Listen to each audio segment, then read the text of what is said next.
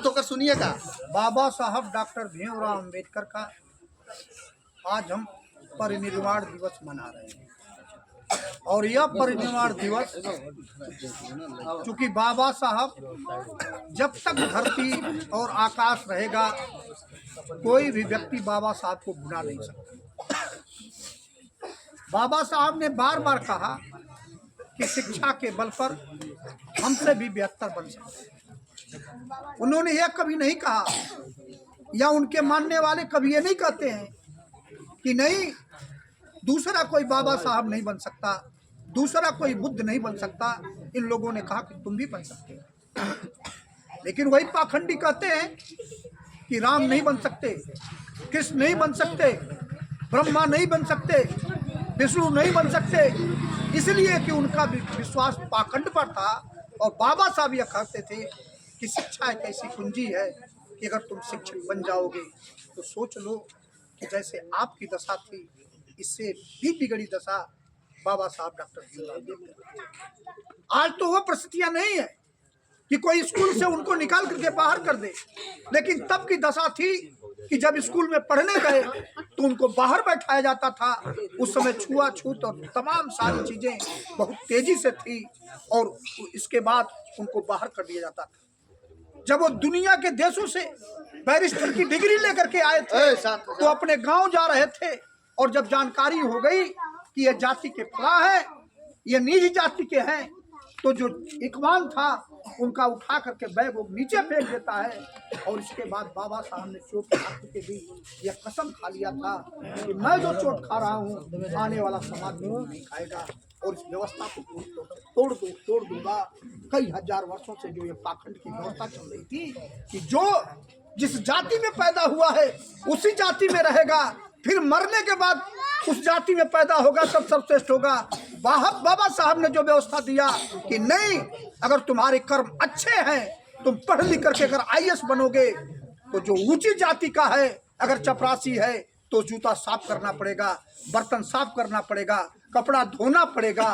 बाबा साहब ने जो बड़ व्यवस्था थी, बड़ व्यवस्था को तहस नहस करके पूरी तौर से उसको खत्म कर दिया और वर्ग निर्धारित कर दिया कि तुम जिस कैडर के होगे, अगर आईएएस कैडर के होगे तो आईएएस वर्ग में जाओगे, पीसीएस कैडर के होगे तो पीसीएस वर्ग में जाओगे, इंजीनियर कैडर के होगे तो इंजीनियर वर्ग में जाओगे, चपरासी लायक होगे तो चपरासी बनोगे।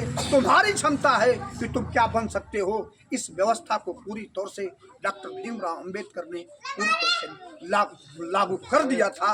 और उसी की देन है कि आपके सामने चेयरमैन साहब जो अमिला टाउन एरिया में सपना भी नहीं कोई देख सकता, आपके सामने आपके घर के आपके छोटे बड़े भाई, किसी के चाचा होंगे, किसी के भाई होंगे, ये बुजुर्गों के बच्चे हैं, आपके सामने जो चेयरमैन बने हैं ये डॉक्टर साहब भीमराव अम्बेडकर की देन है। उन्होंने जो व्यवस्था दिया उस व्यवस्था में। लेकिन आज जो बाबा साहब के जमाने में पूरी तौर से बड़ व्यवस्था का तहस नहस किया और बाबा साहब ने अंतिम समय में जाकर के एक बात की चिंता व्यक्त की थी कि संविधान बहुत अच्छा है, तब तक बहुत अच्छा है जब तक उसके चलाने वाले लोग अच्छे हैं तो संविधान अच्छा होगा, और जब उसको मानने वाले लोग बुरे होंगे तो इस संविधान को बुरा बना देंगे। आज भारत के अंदर बुरे लोगों का शासन हो गया है और वह चाहते हैं कि फिर से जो जाति व्यवस्था है, फिर से जो बड़ व्यवस्था है, फिर से जिस तरह से लोग शोषित और दबाए हुए थे, फिर उसी व्यवस्था को लागू करना चाहते हैं।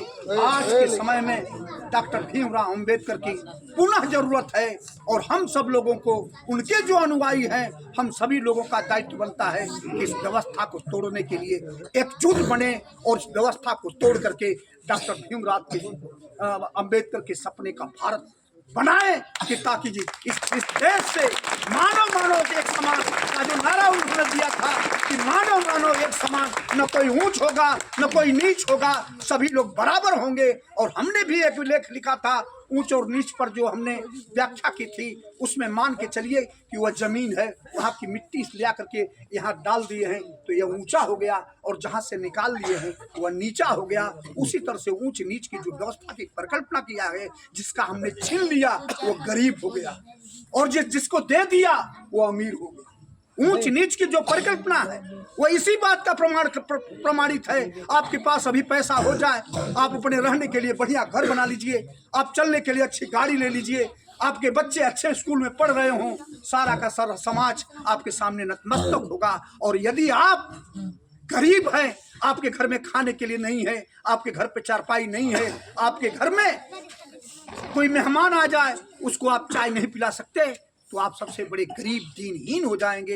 यही व्यवस्था पूरी तौर से पूंजीवाद का खात्मा डॉक्टर भीमराव अम्बेडकर ने किया था।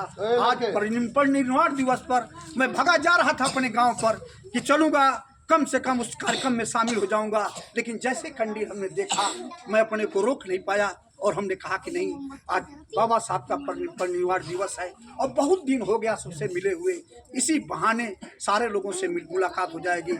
मैं फिर एक बार आप सभी लोगों को बहुत बहुत धन्यवाद देते हुए कि आपने आगे बढ़कर के इस कार्यक्रम को किया।